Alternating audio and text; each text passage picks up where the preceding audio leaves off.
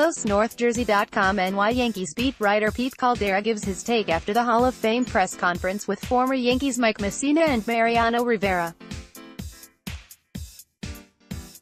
Danielle Parhizkaran, North Jersey, New York. Mike Mussina knew the question was coming around again, and he still didn't have a definitive answer.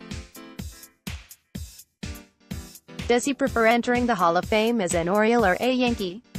Currently, the newly mined Cooperstown right-hander remains neutral. Right now, I couldn't sit here and choose one over the other. They're both instrumental to me sitting here, Mussina said on Wednesday at the St. Regis Hotel, during a press conference to introduce the 2019 Hall of Fame class. All 5 of Mussina's All-Star seasons were in Baltimore, but he pitched on 2 pennant winners in the Bronx. Obviously, the situation is unique. I almost split my career down the middle with 2 organizations, said Mussina, who spent his first 10 seasons at Camden Yards, then pitched 8 years in New York. As an Oriole, Mussina posted a 147-81 record, .645 winning percentage with a 3.53 ERA. As a Yankee, Mussina went 123-72, .631, with a 3.88 ERA. During Wednesday's event, the Hall of Fame's accompanying photo was of Mussina pitching for the Yankees, though no decision has been reached on which cap will be depicted on Mussina's Hall of Fame plaque.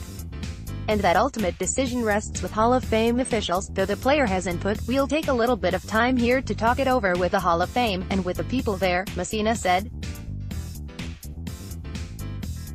And I think all of us put together will come to the right decision, whatever it is. More. Derek Jeter next for Baseball Hall of Fame. After elections of Mariano Rivera, Mike Mussina, 50, wouldn't even offer a hint as to which way he might be leaning. As I sit here right now, no. I have not decided, said Mussina, who expected to be consumed with coaching youth basketball in Mentorsville, Penn, instead of traveling to Manhattan for a press conference. As he did following Tuesday's call that he'd been elected to the Hall of Fame, Mussina expressed his surprise that it came this year.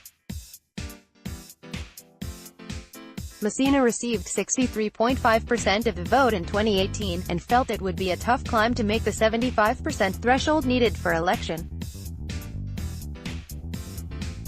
Upon learning of his 76.7% share of the 2019 ballot from an electorate of 425 voters, Mussina quickly did the math in his head. He'd cleared by 7 votes, thanks to the 20% who voted for me the first time, Mussina said of initially clearing the 5% threshold to remain eligible on the writer's watch. That kept me on the ballot. Former New York Yankee pitcher Mike Mussina answers questions during the Hall of Fame press conference on Wednesday, January 23, 2019, in New York. Photo, Danielle Parhizkaran /NorthJersey.com. And if Mussina goes to Cooperstown as a Yankee, would they retire his No. 35? That might be awkward, given that 3 Yankees, pitchers Michael Pineda and David Aardsma, and infielder Brendan Ryan, have worn the number since Mussina retired, after a 3-year grace period. It's even more complicated in Baltimore, the team he left via free agency to sign with the Yankees.